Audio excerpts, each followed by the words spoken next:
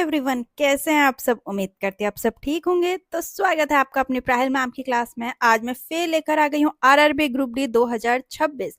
3 अगस्त से exam start है। 3 अगस्त से अब तक के साइंस में जितने भी क्वेश्चन पूछे गए हैं, हर एक शिफ्ट के मैं साइंस के क्वेश्चन लेकर आई हूँ। इससे पहले साइंस एंड टेक्नोलॉजी पे लाई थी, बहुत इंपॉर्टेंट, बहुत हेल्पफुल। लेकिन इस बार मैं सिर्फ साइंस पे लाई हूँ और अभी तक के पूरे जितने भी शिफ्ट में साइंस के क्वेश्चंस पूछे गए हैं, हर एक का निचोड़ है इसमें। ठीक है, आगे बढ़ने से पहले अगर आपने चैनल को अभी तक सब्सक्राइब नहीं किया तो जल्दी से जाके सब्सक्राइब कर लेना, बेल नोटिफिकेशन ऑन कर लेना ताकि आप लोगों तक हर एक वीडियो पहुंच सके। ठीक, तो आगे बढ़ते हैं, देखते हैं कैसे क्वेश्चन आया है इस बार साइंस के। कौन सी मशीन चुंबकीय क्षेत्र का इस्तेमाल करके बिजली से यांत्रिक ऊर्जा में बदलती है? उसको बोलते हैं विद्युत मोटर। यह उपकरण फ्लेमिंग के बाएं हाथ के नियम पे काम करते हैं। पूछ सकते हैं कौन से रूल पे काम करता है? फ्लेमिंग लेफ्ट हैंड रूल पे काम करता है। ठीक, फिर भौतिक विज्ञान में विस्थापन को पूरी तरह से बताने के लिए आपको किन दो चीजों की जरूरत होती है? परिमाण और दिशा, मैग्नीट्यूड एंड डायरेक्शन की। ठीक, बहुत क्वेश्चन है तो आराम से बिल्कुल बैठे रहना और नोट्स अपने बनाते चलिए। मानव परिसंचरण तंत्र का कौन सा भाग रक्त को पीछे की ओर बहने से रोकता है? उसको बोलते हैं वाल्व या कपाट। ठीक, सीधा और बड़ा प्रतिबिंब देखने के लिए शेविंग मिरर के सामने आपका चेहरा कहाँ होना चाहिए? ध्रुव और मुख्य फोकस के बीच में, पोल और प्रिंसिपल फोकस के बीच में। नेक्स्ट है, विद्युत तापन उपकरणों में मिश्र धातुओं का इस्तेमाल क्यों किया जाता है? क्योंकि एक मिश्र धातु की प्रतिरोधकता आमतौर पर उसके घटक धातुओं की तुलना में अधिक होती है। ठीक, फिर उस प्रक्रिया का क्या नाम है जिसके द्वारा ग्लूकोज के टूटने से कोशिकाओं के भीतर ऊर्जा निकलती है? उसका नाम है कोशिका स्रवण, मतलब सेलुलर रेस्पिरेशन। फिर विद्युत तापन उपकरणों में मिश्र धातुओं का इस्तेमाल क्यों किया जाता है? रेले प्रकीर्णन के द्वारा, ठीक है, के लिए। ठीक, मतलब रेले स्कैटरिंग के लिए किया जाता है। इसका अन्य उदाहरण है सूर्योदय सूर्यास्त के समय लाल सूर्य, सफेद बादल और अंधेरे कमरे में धूल के कणों से होकर गुजरती प्रकाश की किरणें। ठीक, फिर न्यूटन के गति के दूसरे नियम के अनुसार यदि किसी निश्चित द्रव्यमान वाली वस्तु पे असंतुलित बल लगाया जाए तो उस वस्तु पे क्या प्रभाव पड़ेगा? वस्तु लगाए गए बल की दिशा में त्वरित होगी। तो ये सारे क्वेश्चन पूछे गए, अभी बहुत है। ठीक, फिर रसायन विज्ञान में द्रव्यमान संरक्षण का नियम निम्नलिखित में से किस वैज्ञानिक ने प्रतिपादित किया था? एंटोनी लावोजिए ने। फिर है, मानव रक्त का कौन सा घटक मुख्य रूप से फेफड़ों से शरीर की कोशिकाओं तक ऑक्सीजन पहुंचाता है? उसको बोलते हैं लाल रक्त कोशिकाएं, रेड ब्लड सेल्स या फिर एरिथ्रोसाइट्स। नेक्स्ट है, अगर रिफ्रैक्टिव इंडेक्स n 1.5 है तो speed of light in that medium, उस माध्यम में प्रकाश की चाल क्या होगी? तो यहाँ पर हम देखते हैं निर्वात में प्रकाश की गति हमें दे रखी है इतनी, ठीक है, हमें पता है इतनी होती है। ठीक, फिर अगर हम n निकालते हैं अप्रवर्तक सूचकांक, फिर v माध्यम में प्रकाश की गति, तो हमें पता है n equal to C by V. तो अगर हमें v निकालना है तो c बाई n। तो यहाँ पर मैंने लिख रखा है पूरा, मैंने एक न्यूमेरिकल आपको यहाँ पर बता रखा है। ठीक है, जूम करके भी दिखा दिया, आप लोग देख लेना फॉर्मूले के साथ। नेक्स्ट है 15 सेंटीमीटर फोकस दूरी वाले उत्तल लेंस के सामने 25 सेंटीमीटर की दूरी पर रखी हुई वस्तु के लिए प्रतिबिंब की दूरी और आवर्धन क्या होगा? ठीक, मतलब हमें फोकल लेंथ दे रखी है 15 सेंटीमीटर और हमें ऑब्जेक्ट डिस्टेंस दे रखा है -25 सेंटीमीटर और हमें फॉर्मूला पता है 1/f equal to 1/v minus 1/u। ठीक, तो इससे हम निकाल लेंगे v आया हमारा 37.5। ठीक, 37.5 आया। इससे हम मैग्निफिकेशन निकाल लेंगे, मैग्निफिकेशन का फॉर्मूला है v/u। तो यहाँ पर मैं फिर से जूम करके दिखा रही हूँ आप लोग को। ठीक, आप इसका स्क्रीनशॉट ले लीजिए, आराम से अपना ध्यान से पढ़ना इसको। नेक्स्ट है, खाद्य श्रृंखला में उत्पादक किस प्रक्रिया से अपना भोजन बनाते हैं? प्रकाश संश्लेषण से, फोटोसिंथेसिस से। ठीक, फिर अगर गतिजन्य ऊर्जा 40 जूल से बढ़कर 140 जूल हो जाती है तो कुल किया गया काम कितना होगा? तो 140 माइनस 100, नहीं सॉरी 140 माइनस 40। ठीक है, कितना दे रखा? 140 जूल माइनस 40 जूल, तो कितना होगा? 100 जूल होगा। ठीक, फिर है उदासीन अभिक्रिया के मुख्य उत्पाद क्या हैं? लवण और पानी। ठीक। फिर है 20 ग्राम नमक और 80 ग्राम पानी वाले घोल में नमक का द्रव्यमान प्रतिशत ज्ञात कीजिए। तो यहाँ पर देखिए हमें दे रखा है नमक का, विलेय का द्रव्यमान दे रखा है, विलायक का द्रव्यमान दे रखा है, इन दोनों का टोटल मास ऑफ सॉल्यूशन 100 ग्राम हो गया। फिर अगर मास परसेंटेज निकालनी है तो mass of solute divided by total mass of solution into 100, तो इससे हम मास परसेंटेज निकाल लेंगे। ठीक है, इसको भी आप नोट डाउन कर सकते हैं। नेक्स्ट क्वेश्चन है न्यूरॉन का कौन सा खास हिस्सा दूसरी कोशिकाओं से विद्युत रासायनिक संकेत लेने के लिए जिम्मेदार होता है? डेंड्राइट। तो मैंने डेंड्राइट का भी पूरा बता रखा है, सेल बॉडी का पूरा बता रखा है, एक्सॉन का पूरा बता रखा है। ठीक है, इसका स्क्रीनशॉट ले लीजिए। फिर न्यूरॉन का कौन सा हिस्सा कोशिका पिंड से दूर विद्युत संकेत या तंत्रिका आवेग भेजता है? अगर आपने अभी आगे वाले उसमें एक्सप्लेनेशन देखा होगा तो उसमें है एक्सॉन। ठीक। फिर हमारे खून में सफेद रक्त कोशिकाओं का मुख्य काम क्या है? शरीर को संरक्षण, बीमारियों और बाहरी हमलावर जैसे कि बैक्टीरिया हो गए, वायरस हो गए, फंगस हो गए, इन सब से बचाने के लिए। फिर अपनी किस मुख्य विशेषता के कारण इथेनॉल का इस्तेमाल मुख्य रूप से खांसी की दवा, टिक्सचर ऑफ आयोडीन और अलग अलग तरीके टॉनिक जैसी दवाई बनाने में काम किया जाता है? यह एक बेहतरीन विलायक है, इसमें घुलनशीलता के अच्छे गुण हैं। ठीक। फिर अगर प्रकाश की तरंग दैर्घ्य 600 nm है और उसकी गति 3 × 10⁸ मीटर सेकेंड है, मीटर पर सेकेंड है, तो आवर्त लगभग कितनी होगी? देखिए वेवलेंथ हमें पता है 600 × 10⁻⁹, वेव स्पीड हमें दे रखी है 3 × 10⁸ मीटर पर सेकेंड। हम यहाँ से निकाल लेंगे फ्रीक्वेंसी। ठीक है, तो फ्रीक्वेंसी का फॉर्मूले के साथ हम इसको पुट करके निकाल लेंगे। नेक्स्ट है भौतिकी में किस वस्तु पे कितना काम हुआ है, यह किन बातों पे निर्भर करता है? वस्तु पे लगाया गया बल, वस्तु का विस्थापन और बल की दिशा तथा गति की दिशा के बीच का कोण। ठीक। फिर लोहे को जंग लगने से बचाने के लिए उस पे जिंक की परत चढ़ाने की प्रक्रिया को क्या कहते हैं? गैल्वेनाइजेशन। नेक्स्ट क्वेश्चन है पाचन के दौरान पेट का कौन सा एंजाइम प्रोटीन को तोड़ता है? पेप्सिन। फिर एक पारंपरिक बिजली का बल्ब क्यों चमकता है, क्यों रोशनी देता है? विद्युत धारा के ऊष्मीय प्रभाव के कारण। नेक्स्ट है दृष्टि का वह दोष जिससे कोई वस्तु दूर की वस्तुओं को स्पष्ट देख सकता है लेकिन पास की वस्तुओं को स्पष्ट नहीं देख पाता, क्या कहलाता है? हाइपरमेट्रोफोबिया, जिसमें आमतौर पर दूर दृष्टि दोष कहा जाता है। मायोफिया, हाइपरमेट्रोफिया, पेसबायोफिया और एजिडमेग्नेटिज्म, ये सारे मैंने यहाँ पर लिख रखे, आप इसको पढ़ लेना। फिर अचार को खराब होने से बचाने के लिए उसमें किस एसिड का इस्तेमाल प्रिजर्वेटिव के तौर पे किया जाता है? एसिटिक एसिड का। ठीक। फिर कार्बन का कौन सा अपर रूप टेट्राहेड्रल संरचना वाला है और सबसे कठोर प्राकृतिक पदार्थ है? डायमंड, हीरा।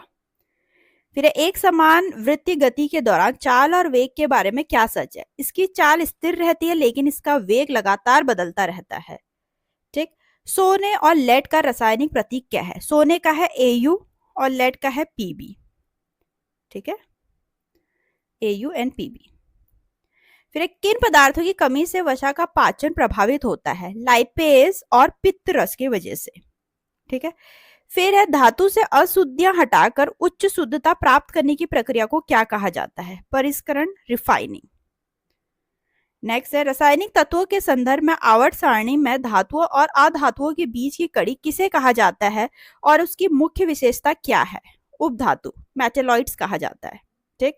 फिर इनमें से कौन सा जीव एक प्रोकैरियोट है जो कि जिसमें आनुवांशिक पदार्थ बिना किसी केंद्रक झिल्ली के कोशिका द्रव के एक बड़े क्षेत्र में सघन रूप में केंद्रित होता है? तो उसको बोलते हैं बैक्टीरिया, जीवाणु। फिर पौधों में अंतर्वेशी विभवज्योतक मुख्य रूप से कहाँ पाया जाता है? पत्तियों में, पर्व संबंधियों में या दो पर्वों के आधार पर। ठीक। फिर 12 सेंटीमीटर फोकस दूरी वाले उत्तल लेंस के सामने 18 सेंटीमीटर की दूरी पर एक वस्तु रखी गई है, लेंस द्वारा उत्पन्न आवर्धन ज्ञात कीजिए। मतलब कि हमें यू दे रखा है, वस्तु की दूरी दे रखी है, फोकल लेंथ दे रखी है, इससे हम वी निकाल लेंगे। ठीक है, इससे हम वी निकाल लेंगे। फॉर्मूला हमने यहाँ पर पहले भी पढ़ा है। मैग्निफिकेशन का फॉर्मूला हमें पता है, V/U होता है, इसे मैग्निफिकेशन निकाल लेंगे। ठीक, पूरा डिटेल में मैंने लिख रखा है।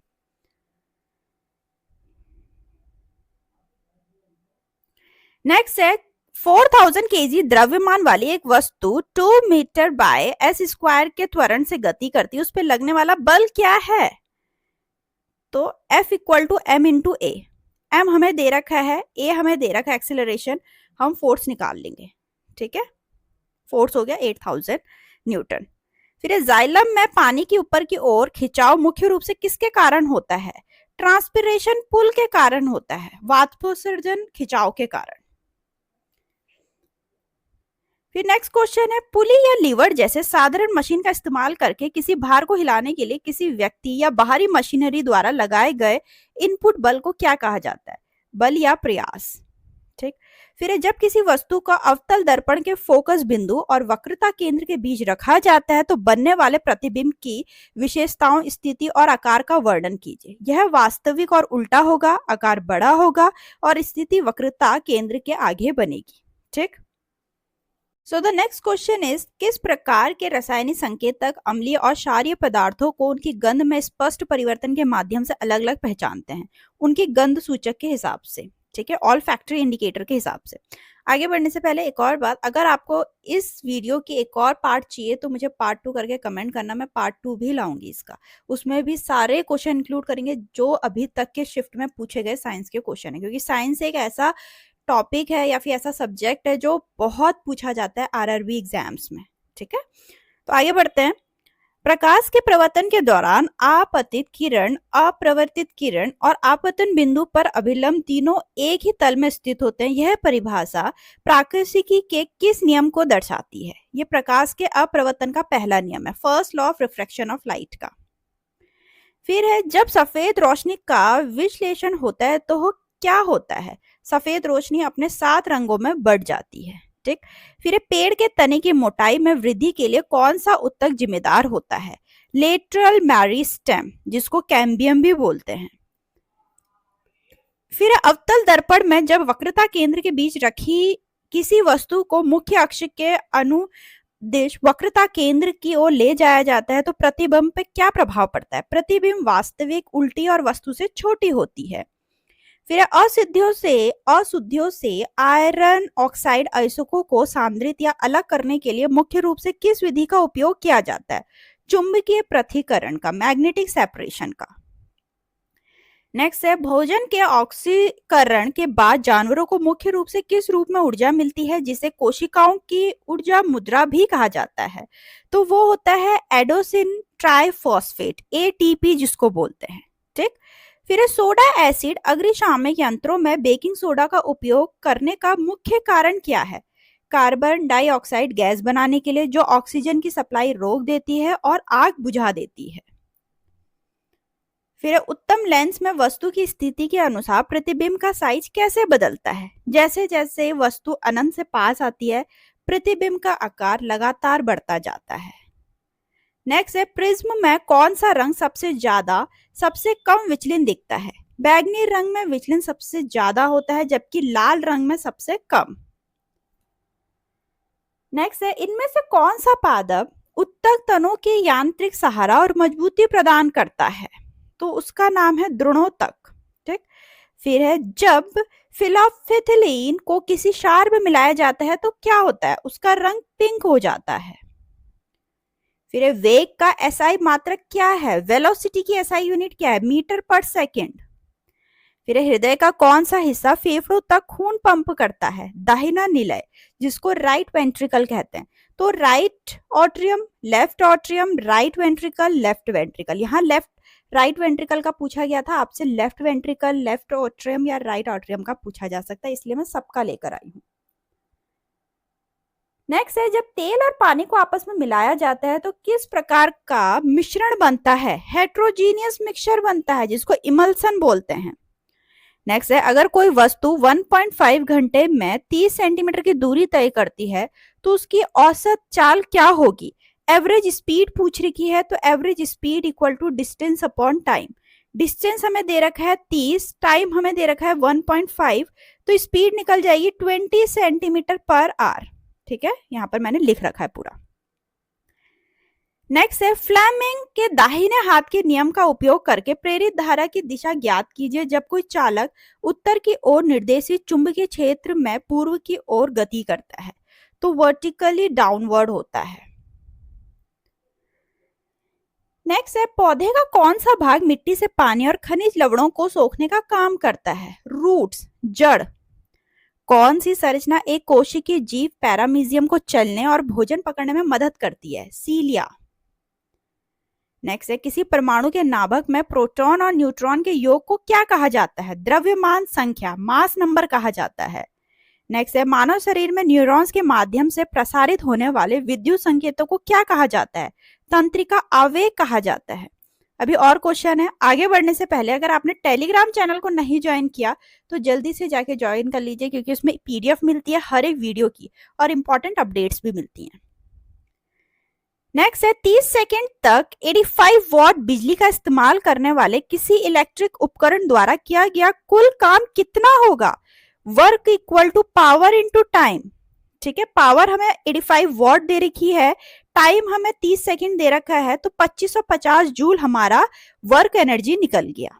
ठीक, फिर खमीर की मौजूदगी में गन्ने के रस या शीरे के किण्वन के मुख्य रूप से कौन सा कार्बनिक यौगिक बनता है?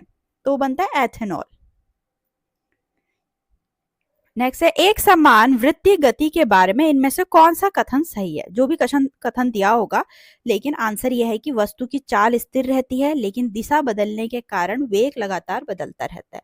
ठीक है, जो स्पीड है वो तो स्थिर रहती है लेकिन वेलोसिटी लगातार बदलती रहती है। ठीक, ये इसका सही आंसर है। नेक्स्ट है जब लोहे की कील को कॉपर सल्फेट के घोल में डुबोया जाता है तो कील का रंग लाल भूरा क्यों हो जाता है? क्योंकि तांबे की परत का जमा के कारण।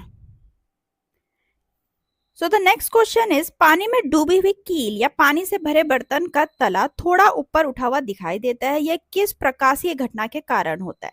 रिफ्रैक्शन ऑफ लाइट के कारण। ठीक, इसी से रिलेटेड एक और क्वेश्चन पूछा था, पानी में आंशिक रूप से डूबी हुई पेंसिल सतह पे मुड़ी हुई क्यों दिखाई देती है? अगेन रिफ्रैक्शन ऑफ लाइट के कारण। क्वेश्चन में अंतर था लेकिन आंसर दोनों के सेम थे। ठीक, नेक्स्ट क्वेश्चन है न्यूरॉन में डेंड्राइट से मिला संदेश आगे कहाँ जाता है? वो एक्सॉन तक जाता है। Dendrite, cell body, then axon. ठीक, फिर किसी इलेक्ट्रिक हीटिंग उपकरण में अधिक गर्मी पैदा करने के लिए संवाहक का कौन सा गुण अधिकतम होना चाहिए? प्रतिरोध, रेजिस्टेंस अधिकतम होना चाहिए। फिर तंत्रिका तंत्र में बाहरी वातावरण से जानकारी किस विशिष्ट संरचना द्वारा प्राप्त की जाती है? संवेगी अंग या ग्राही, जिसको रिसेप्टर बोलते हैं। फिर किसी वस्तु की गुरुत्वीय तेज ऊर्जा मुख्य रूप से किन कारकों पर निर्भर करती है? द्रव्यमान, गुरुत्वीय त्वरण और ऊंचाई पर। नेक्स्ट है वनस्पति जगत में पानी में उगने वाले उन पौधों को क्या कहा जाता है जिनके शरीर, जड़, तने और पत्तियों में बटे नहीं होते हैं? थैलोफाइटा। ठीक, फिर बैक्टीरिया के वर्गीकरण में अगर दो जीवों के डीएनए में काफी अंतर हो तो उन्हें क्या माना जाता है? अलग अलग प्रजाति माना जाता है।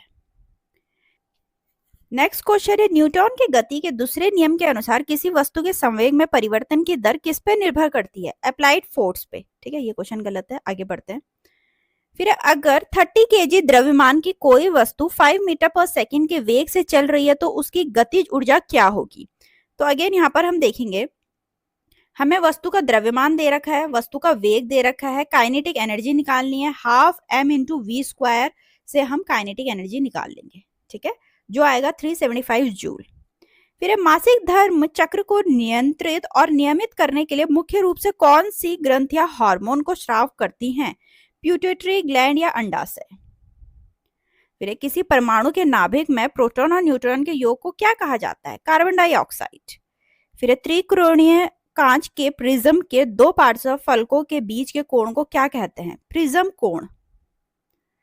फिर जब प्रकाश की किरण किसी प्रिज्म से होकर गुजरती है तो आपतित किरण और निर्गित किरण के बीच बनने वाले कोण को क्या कहते हैं?